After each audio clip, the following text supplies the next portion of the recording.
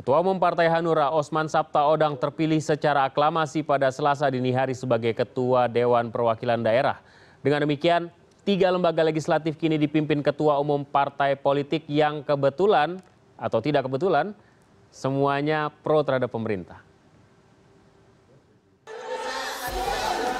Di tengah perdebatan tata tertib mengenai masa jabatan pimpinan dan timbulnya kericuan pada rapat paripurna Senin kemarin, Dewan Perwakilan Daerah memilih Osman Sabtaodang, senator asal Kalimantan Barat sebagai Ketua DPD yang baru. Bersamanya terpilih juga 2 wakil ketua, Nono Sampono dan Darmayanti Lubis. Osman yang juga menjabat wakil ketua MPR saat ini merupakan Ketua Umum Partai Hanura.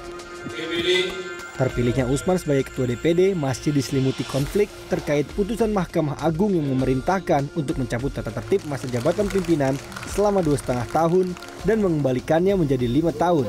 Mengenai hal ini, Osman akan membahasnya setelah resmi dilantik. Bahas kembali tatipnya dan kita harus penuhi apa yang diperintahkan oleh MA itu. Kita menghargai keputusan MA itu. Jadi keputusan MA itu 2,5 itu diminta supaya diteruskan 5 tahun. Yaitu boleh-boleh saja. Pemilihan pimpinan DPD melalui sidang paripurna pada Selasa dini hari dianggap ilegal.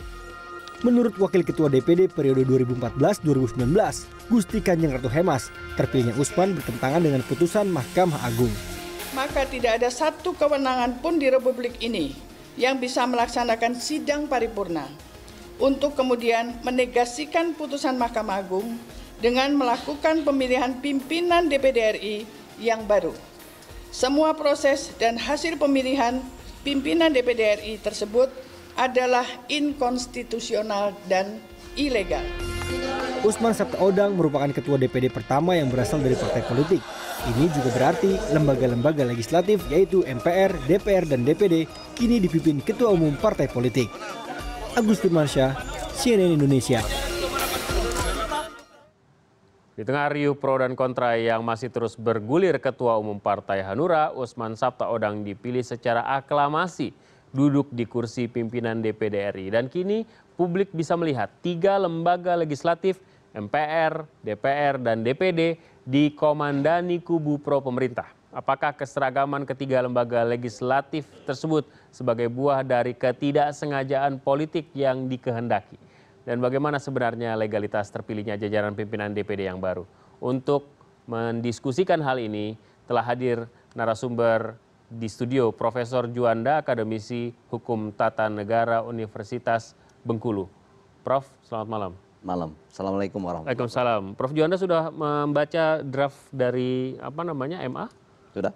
Jadi bagaimana sesungguhnya kalau dari perspektif Prof Juanda soal ini?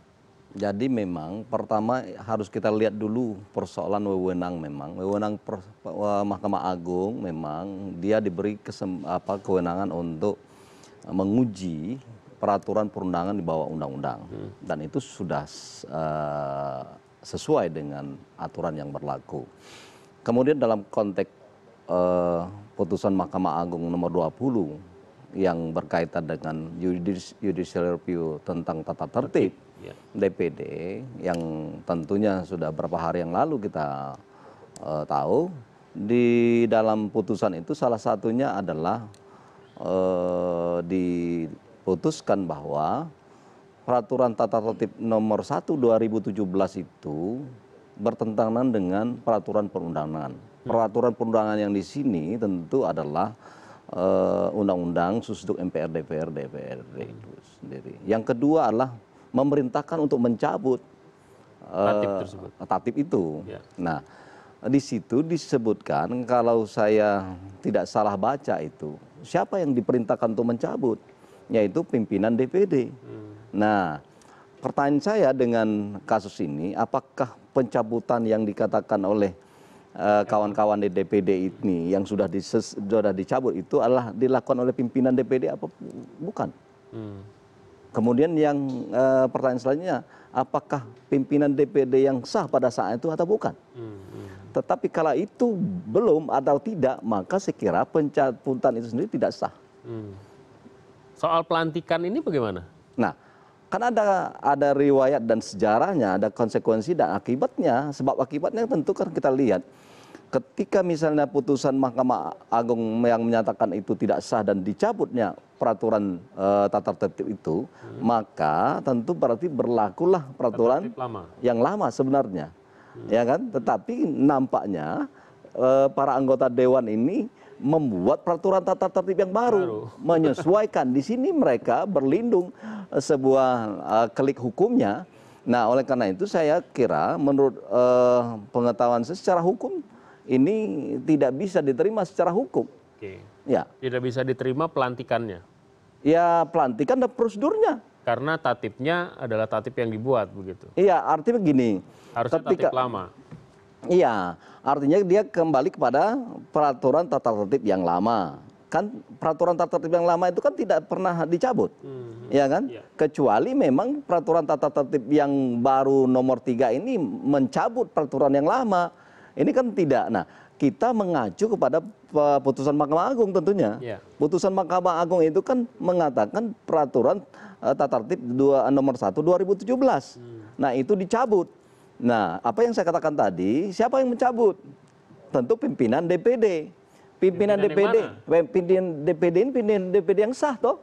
Yang sahnya tentu adalah yang kemarin itu sebelum dilantiknya Pak Usman ini bertiga.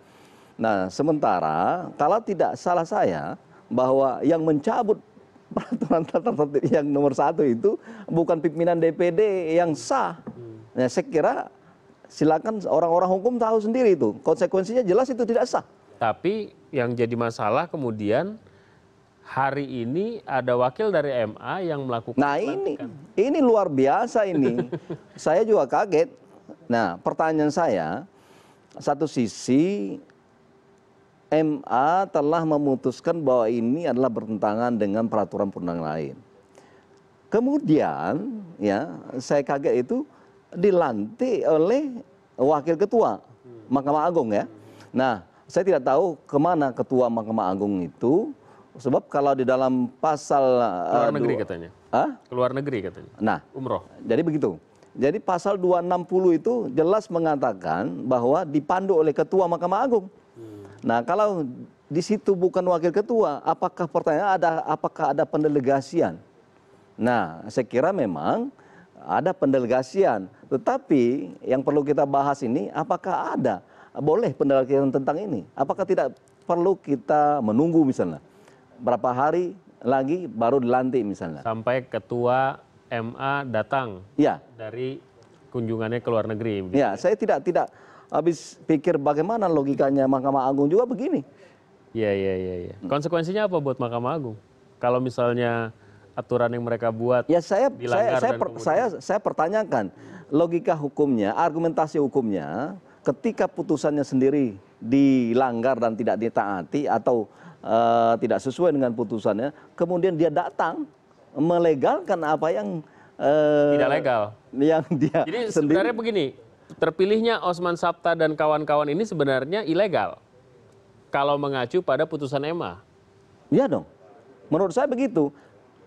Kecuali ya, saya tidak tahu persis ini di dalam tata tertib nomor 3 ini kan terpilihnya Pak Usman dan kawan-kawan ini berdasarkan tertib nomor 3 atau tertib nomor 1 2014. Ya kan? Tapi saya bisa menduga bahwa ini adalah berdasarkan tertib nomor 3 ini yang baru. Nah, artinya ketika ini berdasarkan tertib nomor 3 2017 berarti ada di sini dasar hukum mekanisme pemilihan pimpinan kemarin itu ya itu tidak sesuai dengan putusan Mahkamah Agung. Harusnya kalau begini kan ini mundur ya. Kalau misalnya yang tidak dipakai 2014 dianggap batal, maka yang dipakai adalah tatip sebelumnya. Iya. Bukan tatip baru. Bukan. Nah, kan kita berdasarkan pada putusan Mahkamah. Ini jadi harus kita ingat bahwa problematik hukumnya di DPD itu adalah berawal dari adanya tatip. Ya. Tatip ini adalah di judicial review ke Mahkamah Agung. Ya kan? 2,5 tahun, 5 tahun gitu ya. Artinya substansinya yang ingin kita cari adalah apakah tatip ini sesuai dengan undang-undang atau tidak. Ketika tatip ini sudah dikatakan bahwa tidak sesuai, berarti secara hukum bahwa tatip yang lama yang harusnya diberlakukan. Nah, bukan dibuat baru. Nah, inilah kalau orang-orang yang... Jadi pertama-tama adalah sejak awal ini sudah sengkarutnya di sini. Tatip yang disuruh dicabut, dan sedianya menggunakan tatip lama, tidak menggunakan tatip yang baru. Ya. Tatip yang baru ini dipakai kemudian untuk memilih 3 pimpinan DPD yang baru ini secara aklamasi. Ya. Sampai batas di sini, keterpilihan mereka seharusnya ilegal, menurut Anda? Iya tentu, karena kita tidak bisa sampai starting pointnya dari tatip nomor 3 dong. Kita mulai dari awal ya. Nah, sebelum ini dikeluarkan putusan, kan saya ulang lagi, ada tatip yang memang pro dan kontra. Nah, pro dan kontra ini yang kontroversial. Pro dan kontra ini supaya ini benar secara hukum melalui jalur hukum, maka dilakukan judicial review ke Mahkamah Agung. Nah, kemudian ini putusan Mahkamah Agung menyatakan bahwa peraturan tata tertib nomor 1/2017 itu bertentangan dengan peraturan penundaan. Nah, yang kedua dicabut. Tatipnya. Nah, mencabut toh? Nah, mencabut tata tertib itu sehingga berarti secara hukum sejak itu misalnya dicabut, maka kembali kepada peraturan tata tertib yang lama. Bukan membuat peraturan tata tertib yang baru. Nah, ini kalau itu misalnya artinya begini, itu sampai situ ilegal tuh. Tapi kemudian ini terus berjalan nih, prosesnya terus berjalan sampai pada akhirnya malam ini beberapa saat yang lalu kita lihat pihak dari MA melantik, bukan ketuanya tapi pihak dari MA melantik hasil yang dikatakan ilegal ini. Ini dampaknya ke depan seperti apa? Ya dampaknya atau karena MA sudah melantik ya jadi sah dong, karena MA yang melantik gitu. Belum tentu, tidak otomatis sah. Ya, lihat dulu prosedurnya. Persoalan sah atau tidak, prosedurnya harus lihat, substansinya harus lihat. Kalau prosedurnya kemudian dasar hukumnya tidak jelas dan tidak benar, maka produknya akan tidak benar. Nah, ini pertanyaannya bahwa sebagai lembaga negara Mahkamah Agung ini yang memang saya katakan tadi bahwa seharusnya dia mengamankan putusannya sendiri, ya, dengan mengamankan tentu ketika satu perbuatan atau tindakan yang tidak sesuai dengan putusan itu, maka harusnya menurut logika saya tadinya Mahkamah Agung tidak mungkin melantik. Tidak akan melantik. Nah, ini di luar satu prediksi kita, ternyata mereka datang. Nah, ini satu pertanyaan bagi saya sebagai orang hukum, apa dasarnya datang ini? Sementara apakah memang karena ini argumentasinya sudah MA bisa menolak sebenarnya? Iya dong. Kalau dianggap tidak proper, berhak untuk menolak. Jelas. Artinya ketika misalnya MA menganggap ini kan tidak sesuai dengan putusan kami. Nah, sekarang kami akan tidak datang misalnya. Tetapi ketika ini ada sedikit satu perubahan atau dikatakanlah bahasanya disesuaikan, kami sudah menyesuaikan dengan putusan Mahkamah Agung. Nah, dengan disesuaikan ini dianggap salah ini. Saya kira terlalu sumir untuk berpikir secara hukum demikian. Tidak bisa semudah analogi seperti itu ya? Tidak. Karena MA datang, otomatis itu sendirinya akan sah begitu, nggak bisa? Ya, dan kemudian perlu kita ingat bahwa di dalam Undang-Undang MD3 itu sendiri, bahwa anggota DPD ini kan itu kan terdiri anggota DPD, itu wajib mentaati aturan, wajib mentaati peraturan perundangan, wajib melaksanakan Undang-Undang Dasar 45. Kemudian apa yang dilakukan oleh mereka di situ harus mereka pertanggungjawabkan kepada konstituen mereka. Itu ada dalam pasal 25 dan 260 itu. Kalau kedepannya kondisi seperti ini bisa di-review, bisa digugat pelantikan ini, Pak? Iya, masih bisa dong. Kenapa tidak? Kenapa tidak? Minimal adalah bagi kawan-kawan di DPD yang memang kontra terhadap pelantikan ini. Ya tentu. Jadi ada jalan buat mereka. Kita akan bahas lebih lanjut, Pak. Kami akan kembali sesaat lagi. Tetaplah bersama kami di CNN Indonesia Prime News.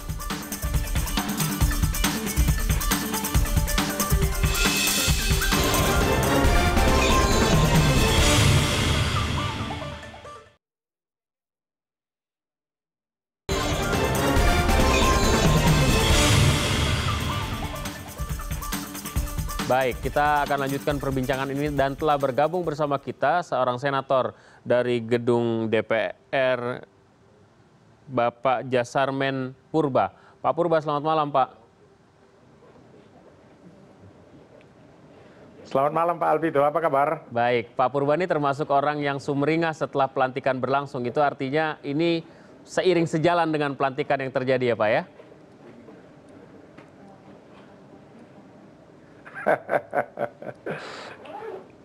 Ya, jadi pelantikan ini saya tadi menonton di televisi saja. Oh gitu. Dan pertama-tama ya kami mengucapkan selamatlah atas pelantikan begitu. Karena apa? Ya kalau udah ada pelantikan tentu kita mengucapkan selamat karena langsung dihadiri oleh Mahkamah Agung. Tetapi ada tapinya, kira-kira gitu Pak Alvito. Tapinya apa Pak? Ya, begini Pak Alvito. Tapinya itu bahwa kita kan negara hukum. Mahkamah Agung telah mengeluarkan putusan MA yang membatalkan peraturan Tatip nomor 1 tahun 2016 dan peraturan Tatip nomor 1 tahun 2017. Nah, dengan dibatalkannya itu berarti retroaktif itu tidak ada, begitu juga masa jabatan 2,5 tahun tidak ada. Nah artinya pemilihan atau kocok ulang itu tidak dibenarkan dari sisi putusan MA itu tadi gitu. Itu kira-kira sehingga apa? Sehingga kemudian MA juga datang sekarang ke pelantikan. Wah, saya malah jadi bingung. Kenapa putusan yang dikeluarkannya kemudian kemudian dilanggarnya? Itu yang saya mau bertanya kepada MA, kenapa gitu loh, Pak. Pak Profesor Juanda mengatakan dengan kondisi yang tidak mengikuti aturan yang berlaku, artinya tatip yang sudah dicabut dan seterusnya melalui hasil judicial review MA, maka seharusnya pelantikan ini ilegal. Anda setuju dengan kata-kata itu? Saya setuju sekali. Karena terus terang sayalah salah seorang penggugat ke Mahkamah Agung. Dan gugatan ini telah dikabulkan oleh Mahkamah Agung. Nah, tetapi kemudian diadakan pelantikan, kenapa? Negara Indonesia adalah negara hukum. Nah, segala sesuatu MK itu membatalkan undang-undang. Nah, kalau MA itu membatalkan di bawah undang-undang. Dan itu wewenang daripada MA sendiri gitu. Jadi sekarang kemudian dilanggar itu putusannya, saya pun jadi bingung apa negara hukum atau bagaimana kita ini. Kira-kira gitu Pak Alvito. Karena Anda termasuk yang menggugat dengan kondisi semacam ini, apa langkah selanjutnya? Pertama saya sudah katakan tadi selamat. Ya, karena udah dilantik. Nah kemudian yang kedua, tentunya kita akan rundingkan kepada lawyer kita yang mengajukan waktu itu ke Mahkamah Agung. Kira-kira gitu. Karena kami sama sekali tidak berpikir bahwasanya MA itu berani melantik pada malam ini gitu. Kenyataan bahwa bukan ketua MA yang melakukan pelantikan, apakah itu matters, apakah itu berpengaruh buat Bapak? Saya kira nggak berpengaruh. Itu satu kelembagaan, apakah ketua MA ataukah wakil ketua MA. Kalau bagi saya atau bagi kami tidak berpengaruh, tapi dia mengatasnamakan MA. Jadi ini Bapak mengucapkan selamat, tapi Bapak tidak setuju dengan orang yang Bapak berikan selamat itu ya sebenarnya ya? Posisinya begitu ya? Iya, jadi secara etika, saya sudah katakan tadi bahwasanya jika ada pelantikan, tentu kita ucapkan selamat. Tetapi ada tapinya, bahwasanya ucapan selamat itu apakah dengan kondisi negara kita adalah negara hukum, tapi nyatanya kok dilanggar oleh MA itu sendiri. Saya mau bertanya sekali lagi kepada MA, apa dalilnya, apa dasarnya sehingga diadakan pelantikan? Baik. Gitu Pak Alvito. Kita juga masih menunggu satu orang senator lainnya, Ahmad Nawardi, yang suaranya kurang lebih bertentangan dengan Pak Jasarman inilah kira-kira. Tapi yang bersangkutan belum hadir, Prof. Ya. Pertanyaan saya untuk Pak Purba, apakah Bapak melihat sesuatu yang kok akhirnya ketua umum partai politik yang jadi ketua begitu? Ada nggak yang terlintas? Karena itu jadi pertanyaan publik sepanjang hari ini di media yang ada di online maupun juga media lainnya. Baik, jadi saya terus terang tidak mempermasalahkan figur, tidak mempersalahkan pribadi. Tetapi yang saya permasalahkan, yang kami permasalahkan adalah mengenai kebijakan, mengenai peraturan. Jadi siapapun orangnya itu sah-sah saja. Tetapi apabila peraturan dilanggar, itu yang tidak pas. Karena kita adalah negara hukum, maka harus kita taati itu hukum.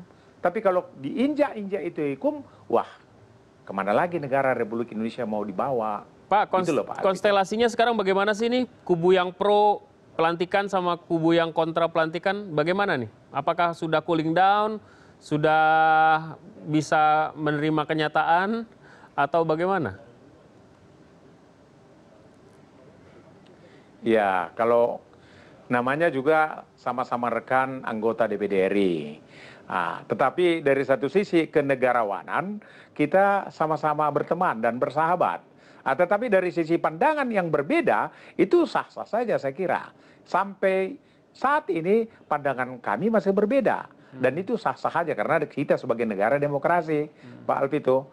Tetapi terus terang saja, kalau dari sisi konstelasinya, itu nanti bisa terbukti berapa yang menghadiri, kemudian berapa yang menandatangani, dan kemudian berapa yang tidak menghadiri. Itu sebab ada juga aturan tatipnya yang mengatakan bahwasannya setengah N tambah 1 itulah yang patut untuk memutuskan sesuatu dalam perubahan paripurna di tatip itu sendiri. Gitu. Dan Bapak yakin sekali bahwa teman-teman seiring sejalan Bapak itu lebih dari 50% ya Pak ya?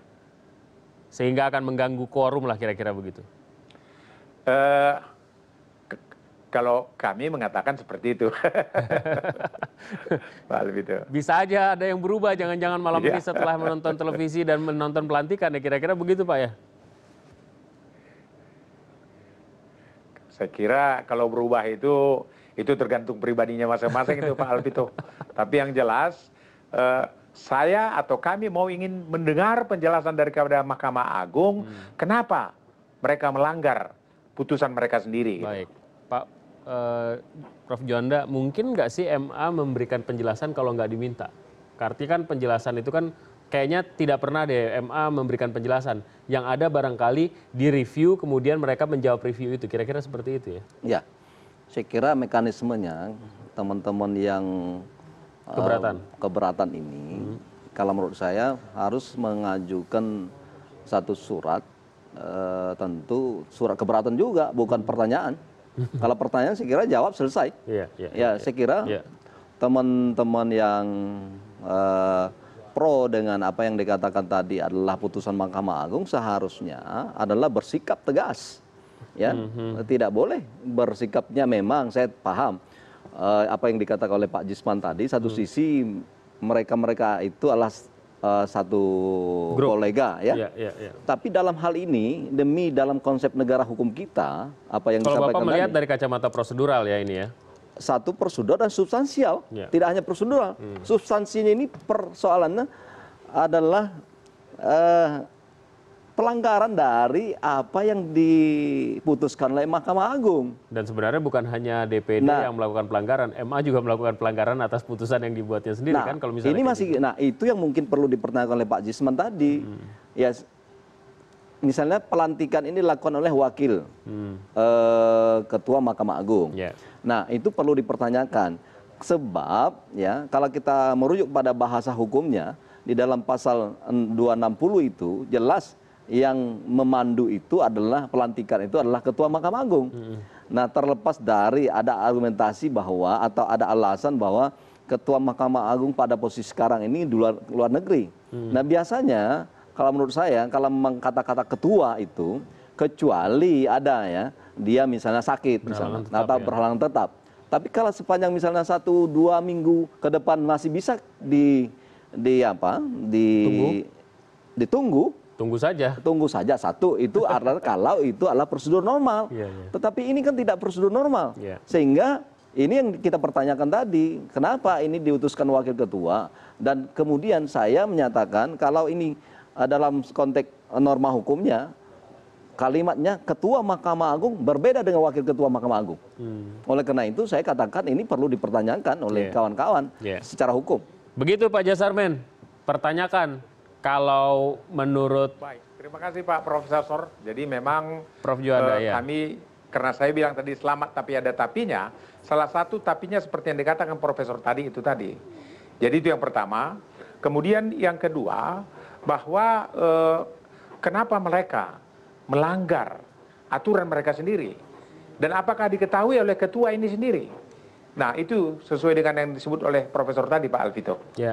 Kalau bagi saya, ya ini harus negara hukum tidak boleh dia pun diinjak-injak gitu dasarnya. Tapi ini kan memang awalnya DPD yang terbelah kan Pak. Dari awal tuh DPD terbelah, ada dua kekuatan besar dalam peta politik di DPD yang satu sama lain berusaha untuk mengungguli satu sama lainnya untuk memegang kendali kuasa atas pimpinan DPD. Sebenarnya kan anjak awalnya kan itu sebenarnya Pak. Iya, jadi ini memang sudah lama kejadiannya, 2 tahun yang lalu lebih kurang. Jadi proses ini terus berlanjut sehingga kami pada waktu itu mengajukan keberatan dan menggugat ke Mahkamah Konstitusi. Saya juga salah satu yang menggugat ke Mahkamah Konstitusi. Karena yang ada perubahan dari sisi 2,5 tahun masa jabatan, kemudian peraturan yang retroaktif.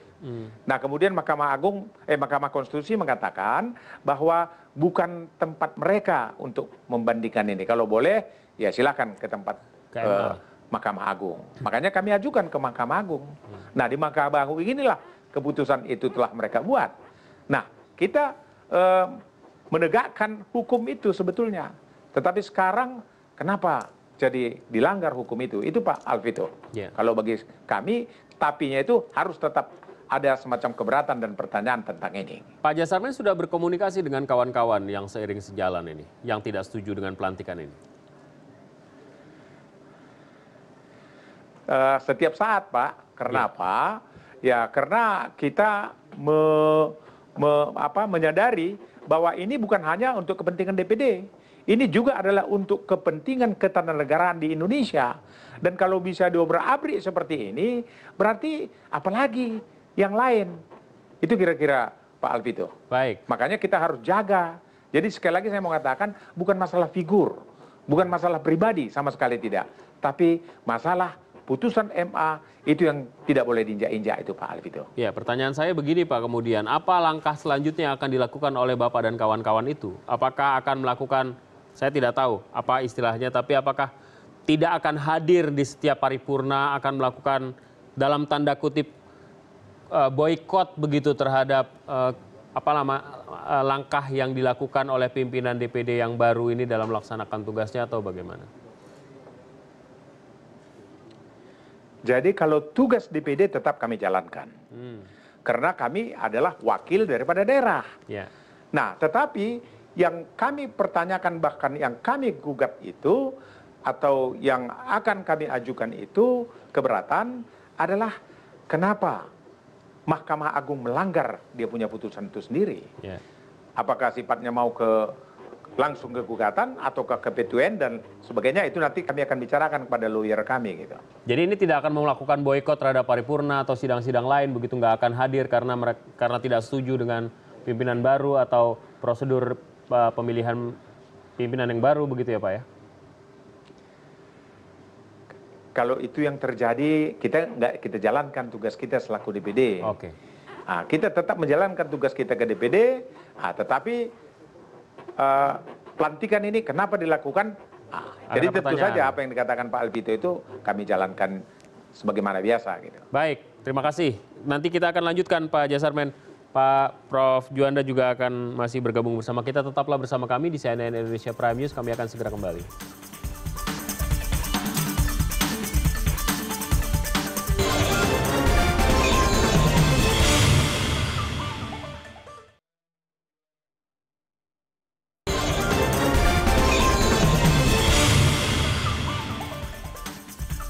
Mari kita lanjutkan perbincangan kita. Prof. Juanda, apakah ada isu soal rangkap jabatan Ketua DPD yang juga Ketua Partai Politik?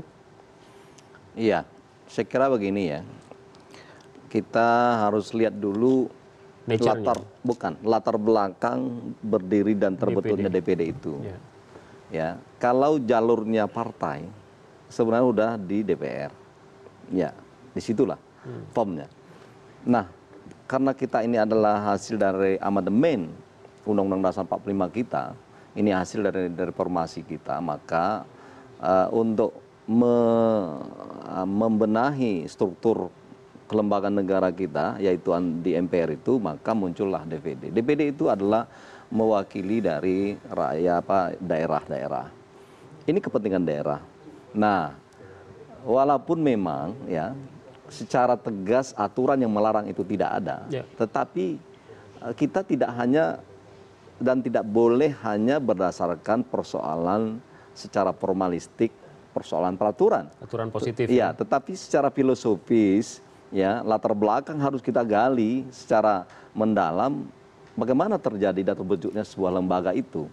Nah, tujuan dari DPD itu adalah dalam kerangka ada check and balance ya dalam antara partai politik dan non partai politik, yaitu itulah senator yang dikatakan adalah anggota DPD dari daerah-daerah, dan itu adalah setiap daerah tidak melihat kecil besarnya 4. Kenapa itu terjadi? Artinya untuk supaya memperkuat kepentingan daerah yang tentunya adalah di luar dari apa yang dilakukan oleh DPR dan partai itu sendiri. Nah, kalau demikian maka secara idealnya ya dan latar belakang daripada terbentuk DPD tidak pas ketua umum ya menjabat sebagai atau orang-orang partai lah menjabat sekaligus sebagai anggota DPD apalagi ketua. Iya. Posisinya bukan hanya ketua umum partai politik tapi juga ketua umum partai politik yang pro pemerintah. Jadi lembaga legislatif kita tiga-tiganya dipimpin oleh ketua umum partai politik yang pro pemerintah. Itu juga akan ada pengaruhnya nggak? Ada. Buat check and balances? Ada. Jadi sekarang ini ada satu potret dominasi. Jadi check and balance itu tidak terjadi lagi, tidak akan ada keseimbangan di situ. Kalau kita lihat dari potret dan fungsi daripada DPD itu sendiri dalam kerangka check and balance system. Bagaimana tidak bahwa ketua umum ini sendiri kan sudah tentu merangkap sebagai ketua DPD misalnya. Anggota partai politik juga merangkap sebagai anggota DPD. Jadi sudah campur baur di sini, overlap. Di mana letak proporsional dan proporsionalitas kita bernegara dalam konteks sejarah dari terbentuknya DPD itu sendiri. Yang paling penting filosofisnya itu ya, bahwa senator itu mewakili daerahnya, benar-benar bekerja untuk daerahnya, tidak untuk yang lain begitu ya? Ya. Walaupun saya katakan sebenarnya tapi saya sependapat dengan apa yang dengan Pak Jusman tadi. Kita tidak lihat figurnya, tapi kita lihat bagaimana sistemnya, ya. Sistem bernegara kita, kenapa ada bilik A, bilik B, bilik partai, ya kan begitu. Nah, ini harus kita ingat. Jangan sampai ini lupa kalau ini tercerabut dari akarnya. Karena alasannya begini, di Amerika senator juga partai politik kok gitu. Oh iya, jangan, budaya kita beda dong. Budaya kita, latar belakang berdirinya DPD berbeda dengan Senat di Amerika. Jadi jangan kita langsung adopt apa yang dilakukan di Amerika lah otomatis sudah sesuai dengan apa yang di Indonesia.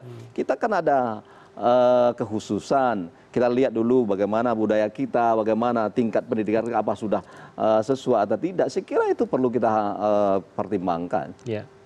Baik, kita ke Pak Jasarmen Purba. Pak Jasarmen, Ya. soal Pak Alvito, soal 2,5 tahun dan 5 tahun itu jadi isu nggak sebenarnya? Atau sebenarnya ini masalahnya masalah buat Bapak ini masalah tatip saja? Tidak. Ini adalah masalah nasional. Kenapa saya katakan begitu? Nah, terus terang saya pada waktu pembentukan Tatip nomor 1 tahun 2017, saya duduk sebagai anggota Pansus. Di dalam Pansus itu terjadi perbedaan. Bahwasanya kami mengatakan bahwa 2,5 tahun itu tidak benar. Karena masa jabatan pimpinan itu sama dengan masa jabatan anggota. Jadi kalau anggota adalah 5 tahun, makanya masa jabatan pimpinan adalah 5 tahun. Nah dengan demikian, ketika terjadi perubahan menjadi 2,5, kami dikorbankan selaku hak kami untuk itu. Nah oleh karena itulah kami mengajukan gugatan. Filosofinya apa kalau sih Pak? ini terjadi, Filosofinya apa 5 tahun? Maka Tidak lembaga-lembaga air bisa senaknya membuat peraturan-peraturan. Contoh, misalnya nanti lembaga kepresidenan yang masa jabatan 5 tahun, kemudian dengan hal ini bisa nanti pada saatnya nanti di MPR, wah dirubah saja, kita bikin aja rubah 3 tahun. Nah begitu lembaga-lembaga yang lain, dan ini nggak boleh berlaku di Indonesia. Makanya 2,5 tahun itu ketika kita ajukan ke Mahkamah Agung, maka Mahkamah Agung mengabulkan secara mutlak seluruhnya kita punya gugatan. Nah, yang menjadi anehnya kok tiba-tiba dilantik, gitu loh Pak Delvita. Iya, iya.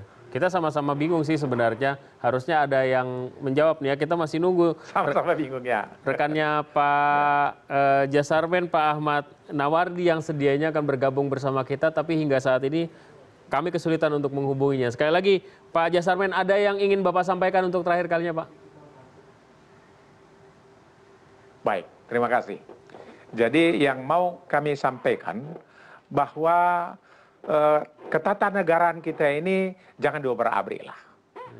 Biarlah apa yang telah diputuskan oleh MA sebagai contohnya, itu harus kita hargai dan hormati.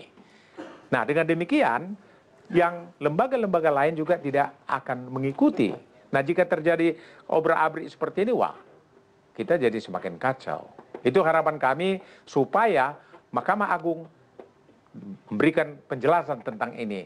Kenapa dilantik? Dan harapan kami ini harus disebut seperti profesor tadi, bahwasanya ini adalah ilegal. Saya kira itu Pak Delvita, terima kasih. Baik, kita akan coba menghubungi sebelum kita akhiri hubungan kita dengan Pak Jasarmen. Kita akan mencoba untuk mengontak Pak Ahmad Nawardi. Apakah kita sudah terhubung dengan yang bersangkutan? Belum. Baik, Pak Jasarmen sekali lagi terima kasih atas waktunya. Sayang sekali kita nggak bisa perpanjang lagi nih Pak. Selamat malam. Baik, terima kasih, terima kasih. Baik, terima kasih Pak Delvito. Dan Ya. Profesor, terima kasih banyak. Assalamualaikum, terima kasih. Kepastian hukum sebenarnya yang diharapkan kan. Yes. Ini akan jadi presiden ke depan seperti yang dikhawatirkan oleh Pak Jasarmen tadi. Kalau misalnya MA sudah menentukan sikap, kemudian sikapnya diabaikan, terus kemudian diamini oleh MA begitu Pak. Ini agak kesulitan juga kita kemudian mendapatkan kepastian hukum kalau kayak begini. Ya, makanya secara fakta ini sudah dibentangkan kepada layak Republik ini tentang satu sisi bahwa harusnya Mahkamah Agung konsisten dengan apa yang dia lakukan, dan ini adalah satu hal yang menurut saya presiden yang agak kurang bagus ya dalam kancah penegakan hukum kita, karena kami sebagai pengamat dan sebagai orang kampus mau kita jelaskan kepada para mahasiswa di Republik ini bagaimana kita akan mendapat pertanyaan dan kritik oleh para mahasiswa kita. Satu sisi ini harus kita tegakkan, tetapi sendiri kita lihat bahwa lembaga penegak hukum yang memang yang tertinggi di Republiknya itu Mahkamah Agung sebagai bandul keadilan yang terakhir dalam kerangka kita menegakkan hukum dan keadilan, ditontonkan dengan sebuah fakta malam ini bahwa ada wakil ketua Mahkamah Agung melantik satu pimpinan yang tentu pimpinan ini berdasarkan pada produk hukum yang dia sendiri adalah putuskan tidak sah, dicabut. Nah ini yang menjadi pertanyaan yang harus kita jawab seperti yang dikatakan oleh Bung Alvito tadi, kepastian hukum kita tidak ada. Nah ketika kepastian hukum tidak ada, tentu di situ muncul celah ketidakadilan di situ. Nah ketidakadilan muncul, maka inilah pendidikan hukum kita kurang bagus. Iya, iya. Ya. Kita coba berhubungan dengan Pak Ahmad Nawardi yang sudah kita tunggu-tunggu dari tadi. Apakah sudah terhubung melalui sambungan telepon kita dengan Bapak Ahmad Nawardi? Baik, nampaknya kita harus sudahi dialog ini. Terima kasih Prof atas waktunya dan kita lihat perkembangannya seperti apa ya. Karena masih ada yang menggantung seperti Prof bilang. Harus ada yang bisa dijelaskan oleh MA terkait dengan ini ya. Ya, dan yang kedua lagi saya saran kepada yang tidak setuju dengan pelantikan ini mengajukan keberatan kepada Ketua Mahkamah Agung. Baik. Ya, saya kira itu. Terima kasih. Ya, terima kasih.